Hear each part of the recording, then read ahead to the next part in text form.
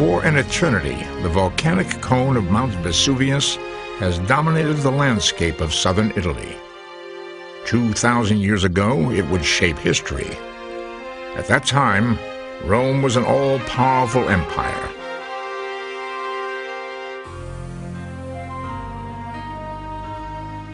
Pompeii was one of its more prosperous provincial towns, thriving at the foot of Vesuvius. Suddenly, a terrible explosion shook the earth, and Vesuvius entered the annals of history as one of the most devastating volcanic disasters ever recorded. The people ran for their lives. Some took cover in their homes, others tried fleeing to the nearby sea, but thousands would not escape. In a matter of hours, homes, buildings, and the people themselves were covered by a thick layer of volcanic ash and debris. Everything was entombed and forgotten, to lie in undiscovered silence for centuries. Archaeologists discovered the hollow cavities which the decayed bodies left behind. These were used as molds to produce eerie plaster casts of the victims, and the once vital inhabitants of ancient Pompeii now lie here, distorted in agony, exactly where they fell. What secrets did the people leave behind? What mysteries are entombed with them? A journey into the ancient past to a city frozen in time.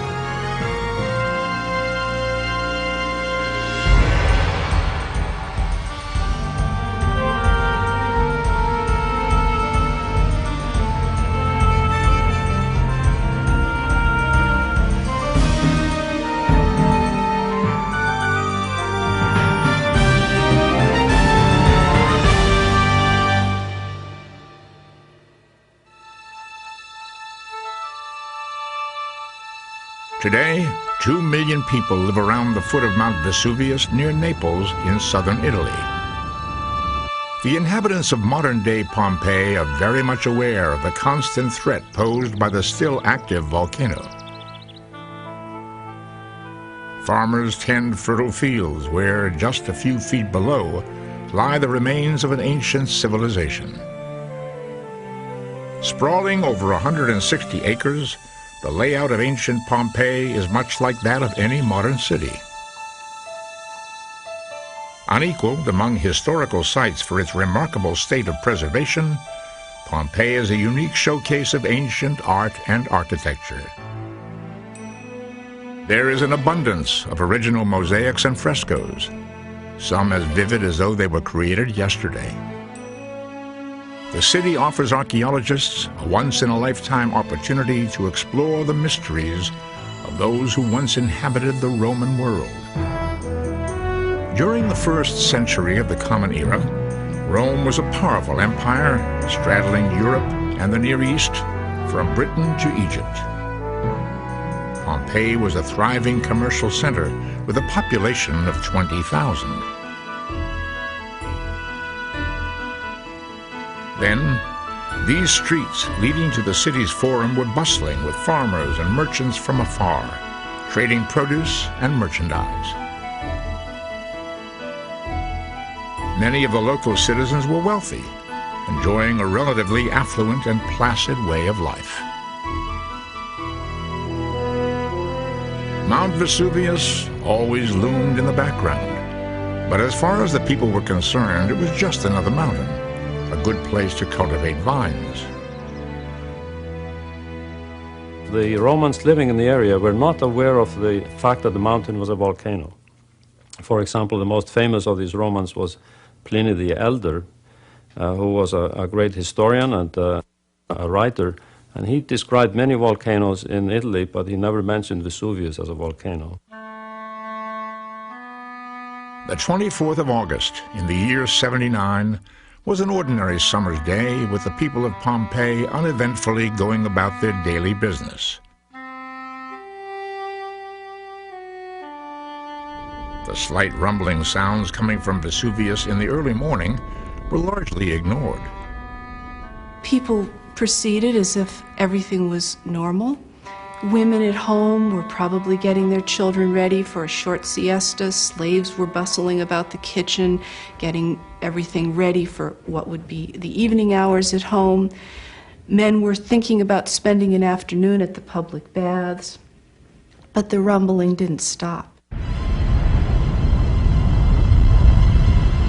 Suddenly, around 12 noon, a deafening explosion shook the entire city. The people watched, horrified, as Vesuvius erupted. A pillar of black volcanic ash and red-hot magma spewed miles high into the sky.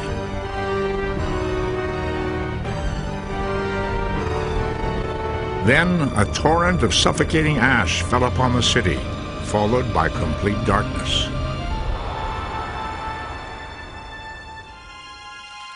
At the same time, stones hailed down from heaven. Gradually, Pompeii became buried in white pellets of solidified ash. They hadn't seen an eruption before, so I don't think that they had any true idea what they were encountering. They must have been really terrified, however, with the addition of the eruption to the earthquake. And I suspect it took a lot of them an awfully long time to figure out that they were actually going to be buried by these pellets. Two men whose names have come down to us from that time were witness to the inferno.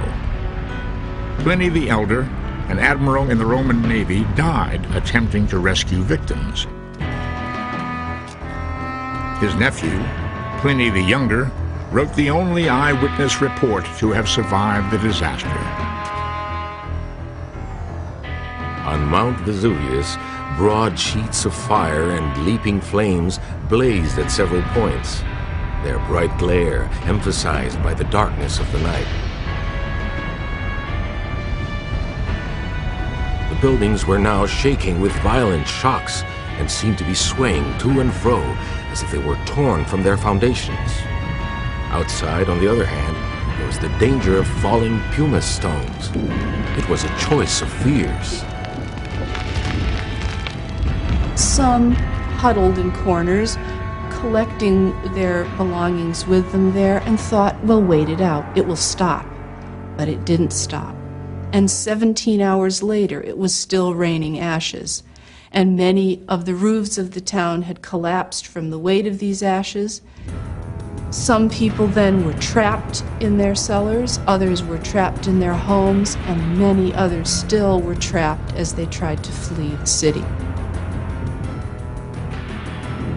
Pliny the Elder did not grasp the severity of the situation until it was already too late. My uncle decided to go down to the shore and investigate the possibility of an escape by the sea.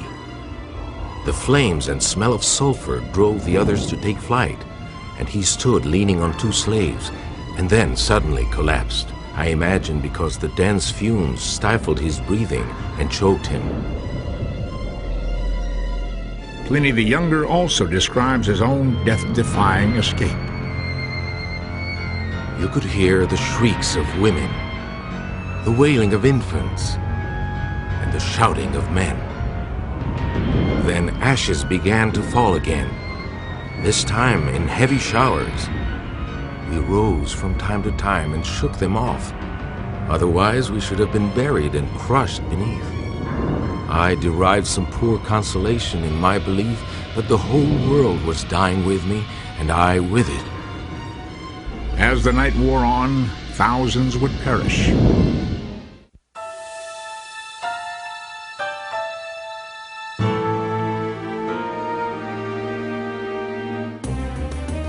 Death and destruction rained down from the sky for an entire day and night. As Pompeii writhed in agony, another town lay in the direct path of the volcano's fury. 9 miles away, neighboring Herculaneum was a small seaside resort for the Roman rich and famous. But even fame and wealth would not save the inhabitants that terrible night. As Vesuvius erupted, Herculaneum was entombed in a layer of ash 40 feet thick. Today, beneath the rubble and debris, pieces of carbonized wood can still be seen. Such evidence enables volcanologists to reconstruct the city's final moments. Even complete window shutters and doors are preserved. Artifacts like these reveal that Herculaneum's destruction was very different from that of Pompeii. We know that around midnight, the style of the eruption changed dramatically. Instead of a very high eruption column, all of a sudden the ash and pumice comes out of the crater as a flow, a glowing avalanche, a dust cloud that is moving like a nuclear blast in all directions from the crater at velocities of about 100 to 200 miles per hour. Within minutes, this cloud would have reached Herculaneum. And this cloud is hot enough to carbonize wood and to melt glass. Obviously, it is lethal. At Herculaneum's public baths, this marble washing bowl now stands below the window, where it once stood in ancient times.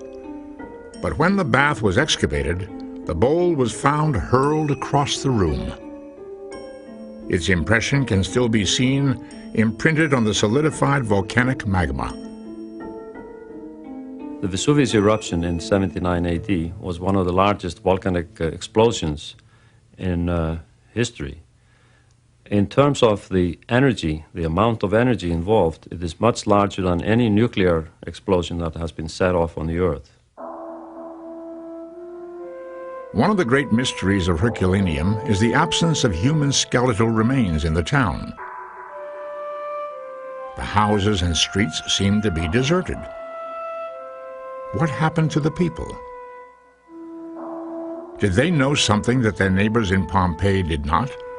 Were they forewarned of the disaster and had time to escape? Archaeologists always thought so, until a grisly discovery was made. More recent excavations right at the seashore of Herculaneum have brought a much grimmer and sadder result to our understanding of this mystery. Upwards of 100 victims have been found, and some of them are so well preserved and give us such poignant details of those tragic final moments that we can say quite a bit about their stories and what happened to them at the end of the city. This was the first time we have ever come face to face with human remains from the ancient Roman world. As it was a Roman custom to always cremate their dead, the unearthing of the skeletons at Herculaneum and Pompeii was a rare discovery. This was once a soldier, found face down, clutching the sand, his sword still with him. It's an extraordinary find because no other Roman soldier has ever been discovered anywhere. And he had his sword belt, he had his money belt, he had 3 gold coins, and he was all prepared to be rescued. And it never happened. Physical anthropologists examined the skeletons in detail. Through their work, we have gained new insight into the lives of these long-lost people. In one of the chambers, amid a family of 12 victims, we find a young woman, probably about 14, clutching very closely a baby of 7 months in her arms, trying to protect this child from the inevitable death that is soon to come.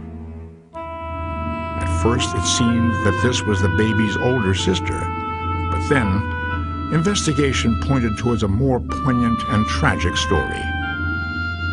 The baby is very likely an aristocratic baby. It had in its ear a gold earring with a small pearl on it, whereas the bones of the 14-year-old girl are bones that show she's done far heavier labor than a girl of her age should do.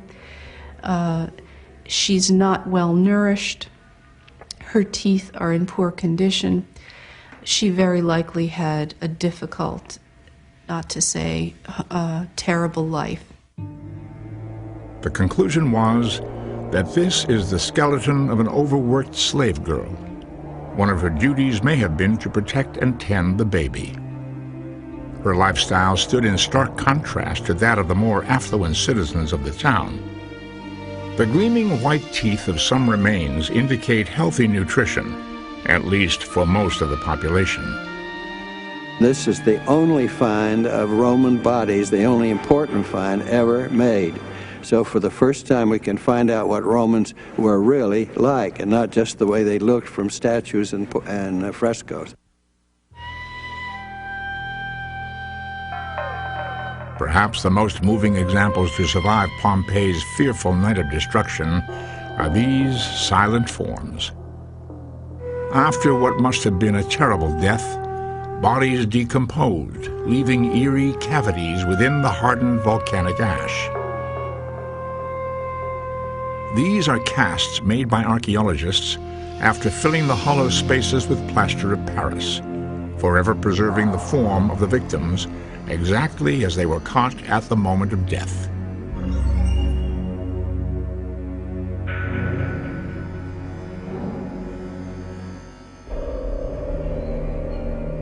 This man was wearing a wide belt, identifying his status as a slave. All slaves had to wear a heavy belt inscribed with the name and title of their owner. 2,000 years after death, the people of Pompeii still tell a haunting yet silent tale. Can we ever understand the destruction of an entire community on such an unprecedented scale?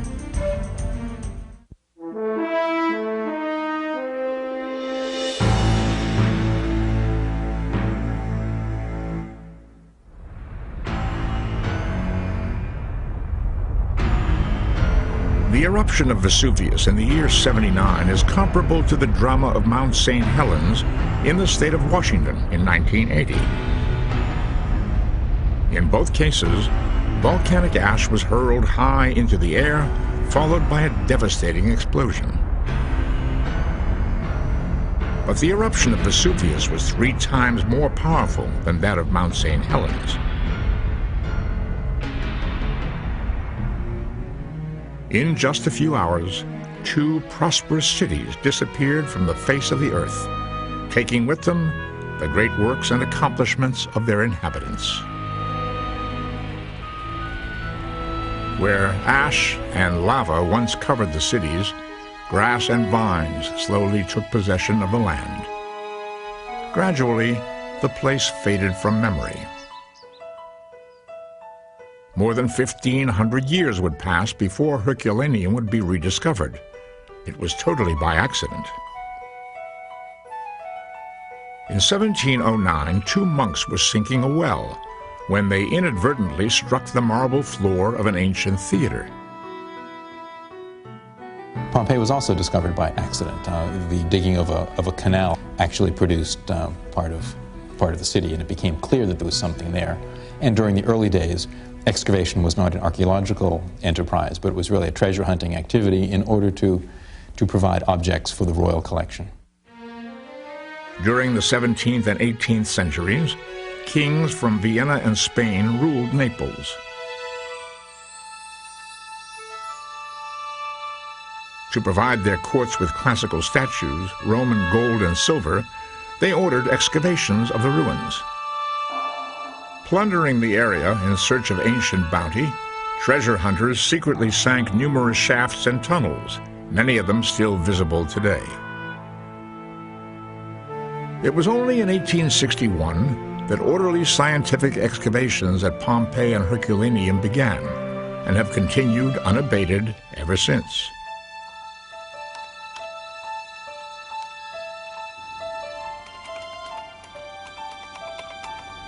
We know what the width of this building is. In fact, the way one can do that is to type in a distance command. And so the distance from the end. Today, cutting-edge computer technology is used by John Dobbins at the University of Virginia to rebuild ancient Pompeii.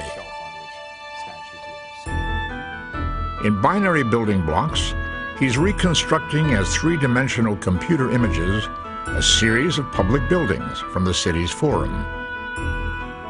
There's no evidence of a colonnade in front of the sanctuary of the Genius of Augustus. So this seems to have been just an open area. That's a little bit troubling, but perhaps... Modern technology provides unique new tools in the search to unravel the ancient mysteries of Pompeii and its inhabitants.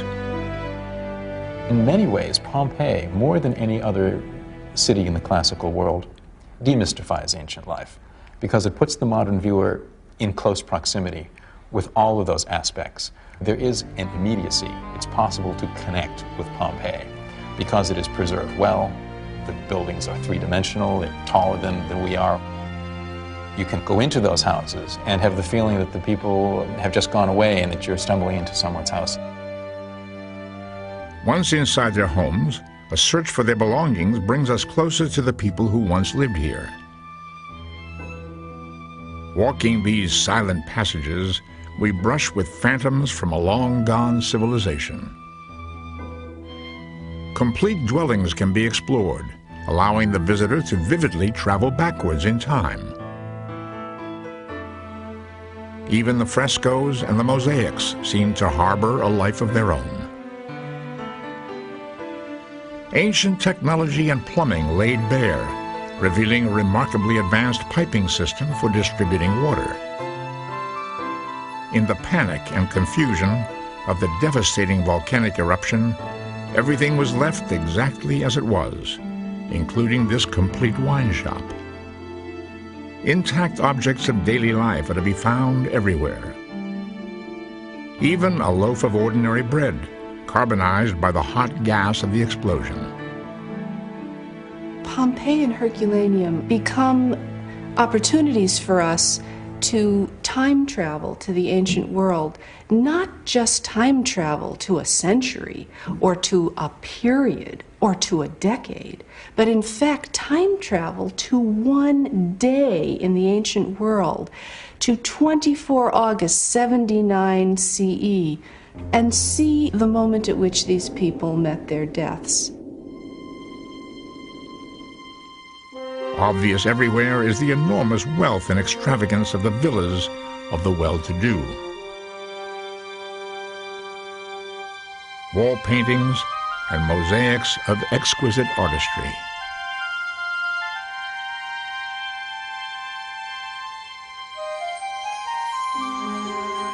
Decorative cosmetic boxes, complete with delicate instruments fashioned from wood and ivory.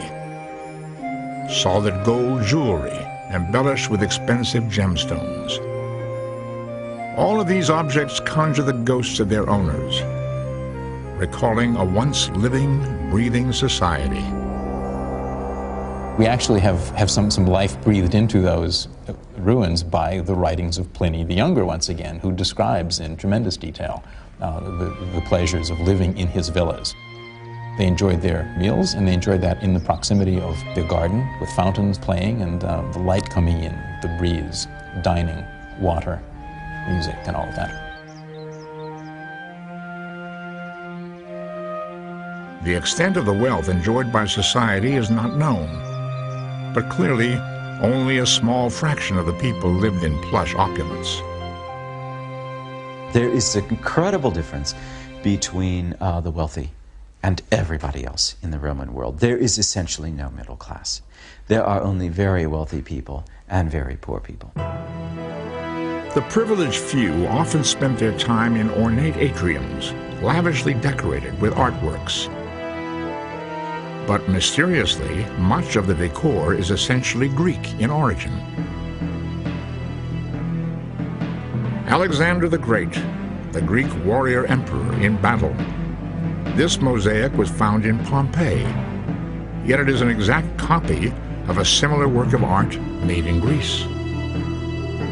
Why?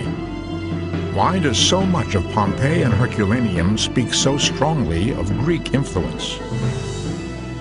The Romans were absolutely overwhelmed, I think, by the Greek world, and then the world that follows Alexander the Great, the Hellenistic world of great sophistication and culture that came to Italy.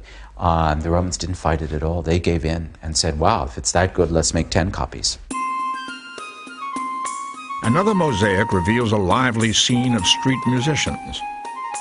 A delicate work of extraordinary craftsmanship, it bears the signature of the artist who made it. Dioscurides of Samos in Greece.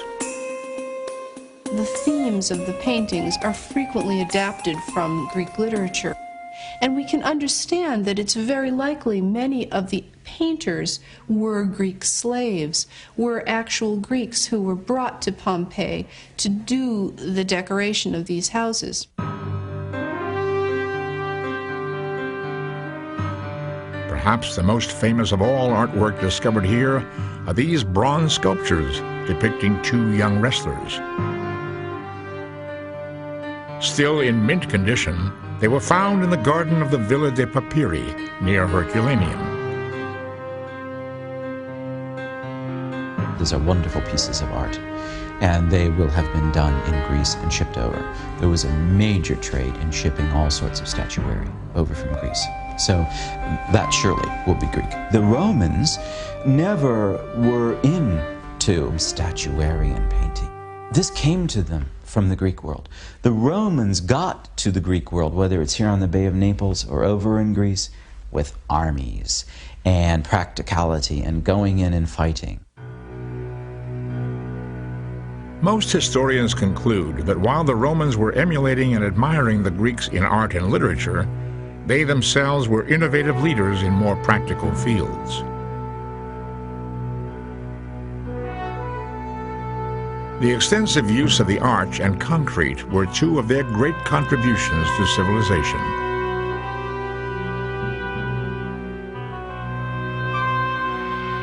The Romans conquered the world and built their empire on the mighty power of the sword, but then reinforced it with massive civil engineering skills. Little in this world unfolds as we predict. The people of Pompeii could not have foreseen the contributions they would make to the chain of humanity. In the 1st century before the Common Era, the wealthy lounged in luxurious indoor baths illuminated by sunlight, thanks to an anonymous Roman who had invented glass windows. Villas with paned windows would spread throughout the Roman Empire and the Mediterranean, eventually leading to the design of the greenhouse. In the ensuing centuries, the popularity of the greenhouse would soar, inspiring interest in harnessing the power of the sun.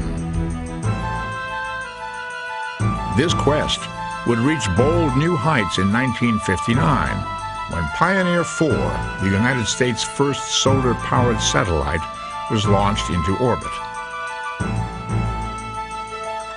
An enduring link to the modern world, Pompeii and Herculaneum's architectural marvels still stand, just as they did 2 millennia ago.